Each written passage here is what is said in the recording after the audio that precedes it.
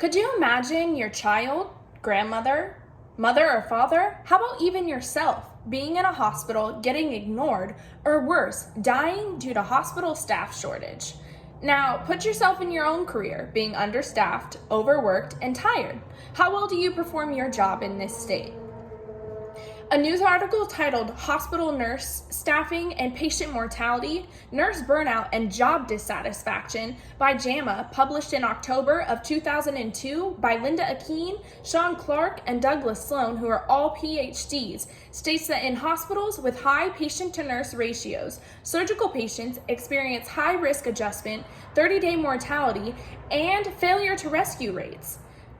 And nurses are more likely to experience burnout and job dissatisfaction.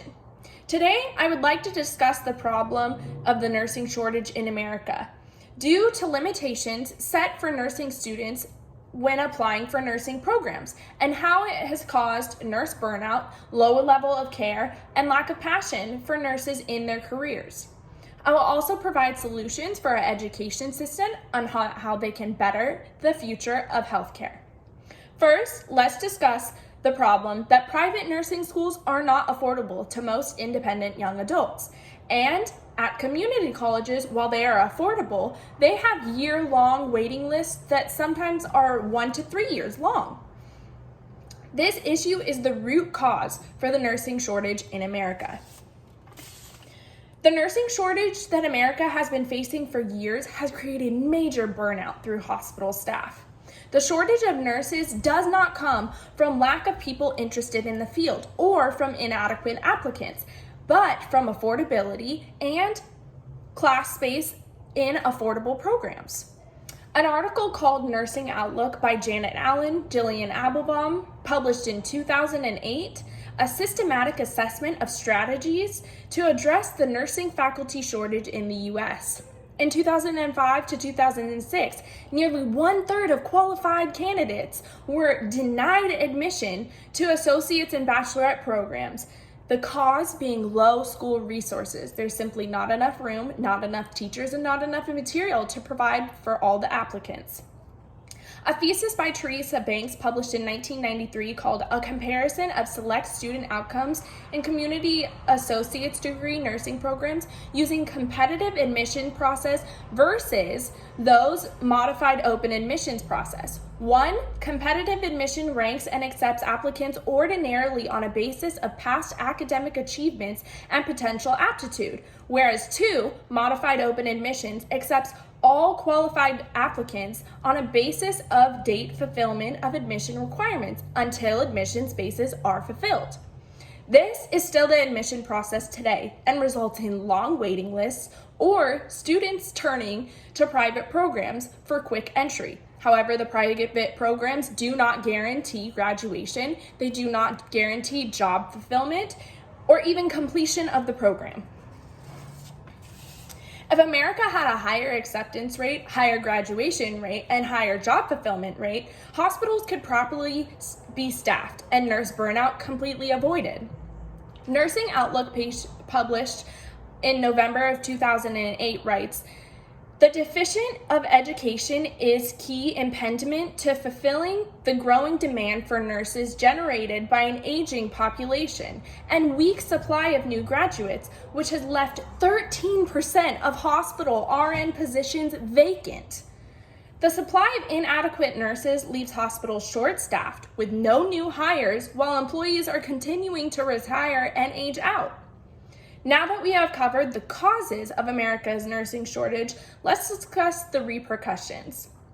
Second, the lacking of nursing staff in hospitals results in burnout, low level of care, and lack of passion.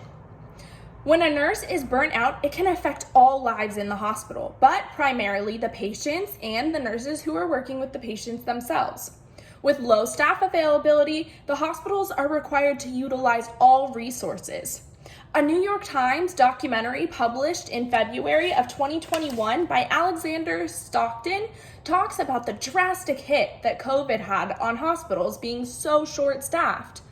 Alexander states, to help, travel nurses had to be flown into hotspots, and some nurses were pulled out of retirement.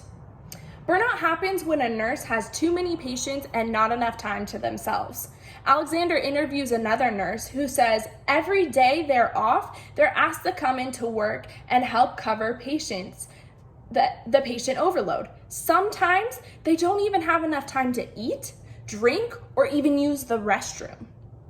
When burnout takes over, it results in low level of care and less passion for the job.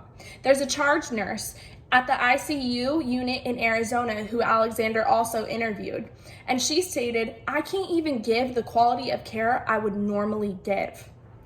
If there was more nurse available to fill the jobs or give the burnt out nurses a break, the quality of care would improve.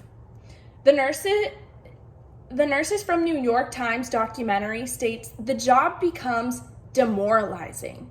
And when I'm off, I can't even socialize with my family because all I do is sleep or eat until my next shift. The passion of the job fizzles out, and oftentimes nurses leave their jobs because of it.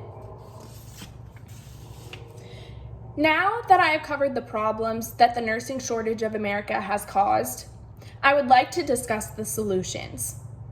While the nursing shortage has been an issue for decades, there has been improvement over the years, but simply not enough. And with COVID, it took a real hit again.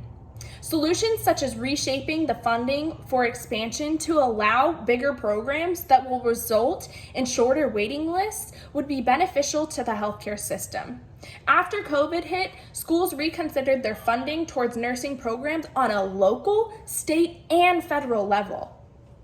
While expanding program size is an option, the cost of programs is still out of reach for some. Funding for students is an option through some hospitals. If more hospitals provided this, then the nursing shortage could begin to decrease. Hospitals like Kaiser will provide grant programs that will support student costs in schools so long as they contract to work with that hospital post-graduation. Reading articles on ways to educate students on affordable programs and encouraging college faculty staff to expand affordable programs would be beneficial for the healthcare system. So in conclusion today, we talked about the America's nursing shortage in 3 steps, explaining the problem, what effects it has had, and the solutions on how we can fix it. After COVID, the nursing shortage only got worse. Now, America is desperate for nurses even more than they were before. So save lives by encouraging more affordable nursing programs and hospitals to adopt grant programs.